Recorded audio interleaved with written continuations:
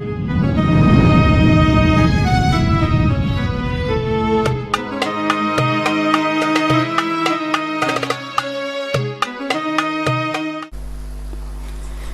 Subhanahu wa ta'ala menjadikan akhirat sebagai negeri pahala dan siksa. Amal-amal ibadah yang kita lakukan di dalam dunia ini balasannya kayaknya di akhirat. Demikian pula amal-amal kejahatan, siksa dan hukumannya diterima di akhirat. Sedangkan dunia ini kada cukup tempatnya untuk menerima ganjaran-ganjaran pahala atau siksa-siksa dari Allah Subhanahu wa ta'ala. Terlalu halus, terlalu sempit dunia ini apabila dijadikan negeri untuk pahala dan siksa tadi. An-Nabi ذريعتي وهم إليه وسيلتي النبي ذريعتي وهم إليه وسيلتي سلام سلام عليكم على النبي.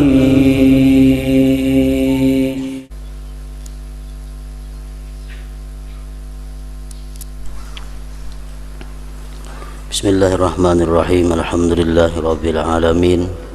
Wassalatu wassalamu ala asyrafil anbiya wal mursalin sayyidina maulana Muhammadin wa ala alihi wa sahbihi ajma'in. Qala al-musannif al-imam al-arif billah Abu Hamid Muhammad bin Muhammad al-Ghazali rahimahullah wa nafa'ana bi ulumih. Bismillahirrahmanirrahim. Nahmadullaha hamda muwahhidin in mahaka fi tauhidihi ma siwal haq siwal wahidil haqqi wa talasha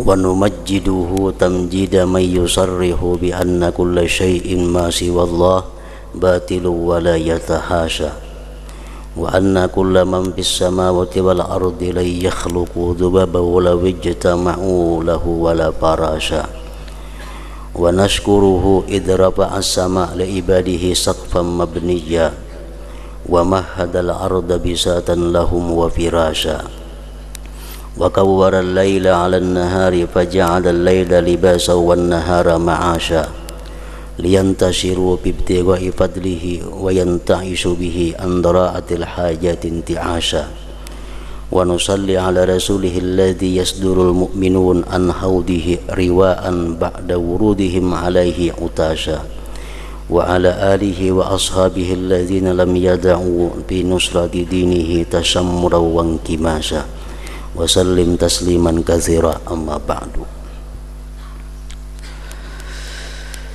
Maka sesungguhnya pemilik segala pemilik dan pembuat sebab dari segala sebab itu, maksudnya Allah Subhanahu wa ta'ala.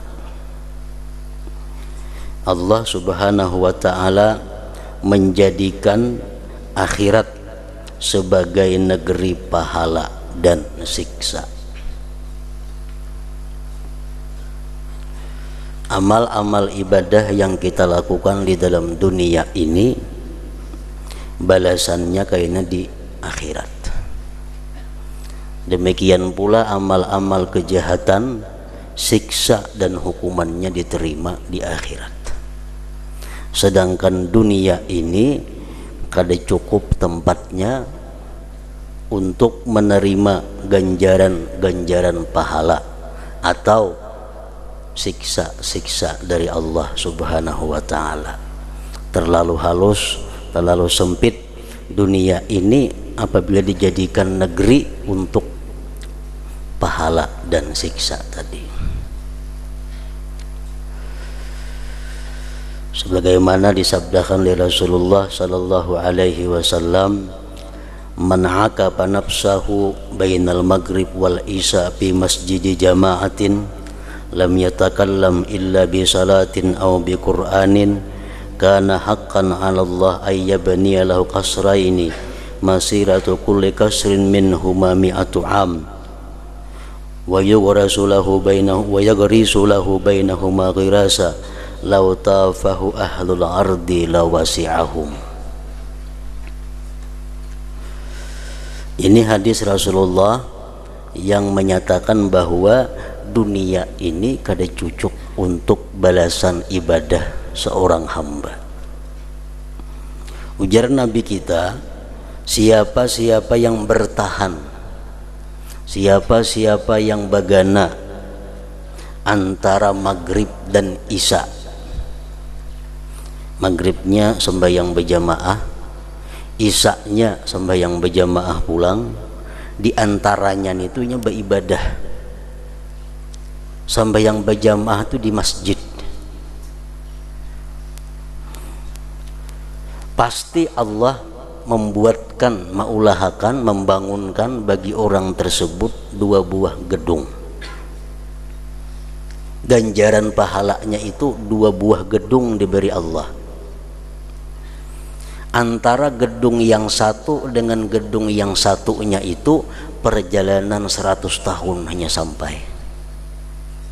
Dan Allah berikan dia kebun yang andai kata mengelilingi kebun itu penduduk dunia ini niscaya cukup. Allah berikan dia kebun yang luasnya andai kata mengelilingi penduduk dunia cukup. Nah itu balasan orang nang i'tikaf di masjid antara maghrib isya. Andai kata balasan itu diberikan dalam dunia, kali cukup dunia tempatnya. Hanya seikung manusia dan hanya samalaman. Coba kalau 1000 orang nang i'tikaf di masjid antara maghrib isya, muatlah dunia, maginnya kada muat lagi. Atau tiap hari inya kada kemuatan lagi dunia. Jarak antara satu bangunan ke bangunan yang lain 100 tahun hanya sampai kada cukup umur kita menjalani. Nah makanya itu dunia ini bukan negeri pahala, bukan negeri pembalasan amal. Amal ibadah yang kita lakukan di dunia ini balasannya kayaknya di akhirat, di situ tempatnya. Demikian pula siksa. Demikian pula siksa. Dunia ini bukan tempat siksa orang yang maksiat. Kalaupun ada orang-orang yang maksiat itu terkena bala di dalam dunia ini, itu hanya alamat atau tanda bahwa di akhirat kaina lebih besar lagi ancaman siksa yang diterimanya. Sedangkan hukuman yang sebenarnya bagi orang yang melakukan maksiat di dalam dunia itu di akhirat kaina hukumannya. Di dunia kada cukup tempatnya. Sebagaimana sabda Rasul menyatakan, wa ra'aitu rijalan buyutuhum kal buyut fiha hayatun wa aqarib tura min zahiri butunihim faqultu man haula ya Jibril faqala haula akalatur riba. Waktu Isra Mi'raj Nabi kita melihat orang-orang yang perut mereka itu macam rumah, parutnya macam rumah. Kayak apa orangnya? Waktu Isra Mi'raj Rasulullah diperlihatkan manusia nang perutnya itu ganalnya macam rumah. Di dalam parut itu pulang kelihatan ada ular, ada kala. Tura dilihat min zahiri butunihim. Kelihatan nah dalam parutnya guriatan ular, kala, macam-macam. Ujar Nabi, siapa mereka itu hai Jibril? Jibril menjawab, haula akalatur riba. Itu orang yang makan riba. Orang yang mau makan riba. Andai kata di dalam dunia diandak Tuhan macam itu, bisa kada muat dunia ini. Sahabat 100 sama makan riba di berapa ini hibak berapa manusia yang kaya rumah parut. Nah, jadi dunia bukan tempat pembalasan baik pahala atau siksa. Allah menjadikan akhirat sebagai negeri pahala dan siksa. Sedangkan dunia sebagai negeri beban. Dunia ini negeri beban. Kita disuruh ini oleh Allah, dilarang itu oleh Allah. Dan keguncangan. Dunia ini negeri kegelisahan. Orang kadang nyaman hidup dalam dunia.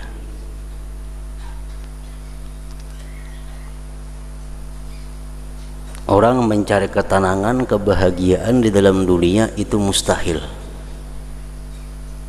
Dunia negeri beban, negeri keguncangan, kesungguhan dan usaha. Dunia negeri orang berusaha. Persiapan di dunia tidak terbatas pada akhirat tanpa penghidupan. Tetapi penghidupan dunia itu perantaraan kepada akhirat dan penolong kepadanya. Kehidupan dalam dunia ini adalah merupakan perantara kepada negeri akhirat. Dan kehidupan dunia ini bisa membantu seseorang untuk mencapai kebahagiaan akhirat. Maka dunia itu ladang akhirat dan jalan kepadanya. Ad-dunya mazra'atul akhirah. Dunia ladangnya akhirat.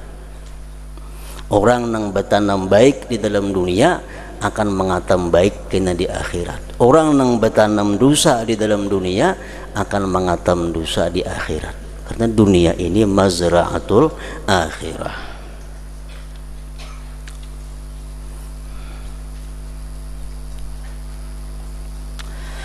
Manusia itu ada tiga, yaitu pertama, seseorang yang disibukkan oleh penghidupannya dari akhiratnya.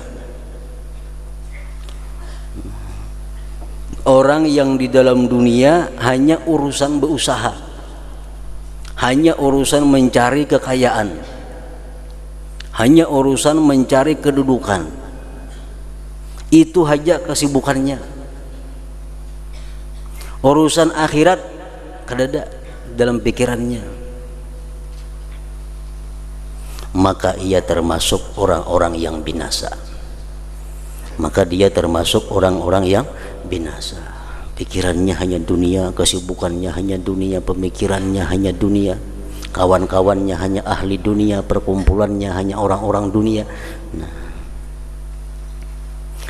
yang kedua, seseorang yang disibukkan oleh akhiratnya dari penghidupan dunianya.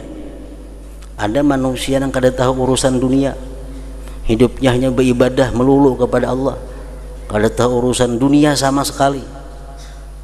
Maka ia termasuk orang yang beruntung. Dan yang paling mendekati kepada kelurusan yaitu macam yang ketiga, yaitu orang yang disibukkan oleh penghidupan dunianya untuk akhiratnya. Maka ia termasuk orang yang sederhana. Nah, ia mencari dunia, tapi tujuannya untuk kesenangan akhiratnya. Ia mencari dunia untuk sanggup bekal akhiratnya. Ia mencari dunia untuk akhirat. Nah, ini yang ketiga. Berdagang juga, berusaha juga, cuma kada lepas daripada kepentingan akhirat. Jadi ada tiga golongan manusia tadi.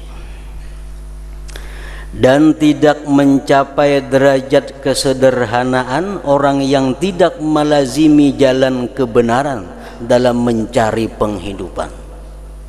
Artinya kita kada akan bisa masuk kelompok yang ketiga. Kelompok yang ketiga, kelompok orang yang mencari dunia untuk akhirat. Mencari dunia untuk akhirat itu tidak akan bisa dan tidak mencapai derajat kesederhanaan orang yang tidak melazimi jalan kebenaran dalam mencari penghidupan. Dan orang yang mencari dunia itu tidak akan tergerak sebagai perantara ke akhirat selama ia tidak beradab dengan adab-adab akhirat dalam mencari dunia itu. Nah, kami akan mendatangkan adab-adab, tata cara berdagang, pekerjaan-pekerjaan, dan berbagai macam usaha dan sunnah-sunnahnya. Hal itu kami jelaskan dalam beberapa bab supaya bisa usaha perdagangan itu merupakan jalan untuk menuju kebaikan akhirat. Perlu ketahui adab-adabnya, aturan-aturannya supaya usaha bisa diandalkan untuk membawa kemuliaan kepentingan akhirat. An-Nabi dzari'ati wa hum ilaihi wasilati. An-Nabi dzari'ati wa hum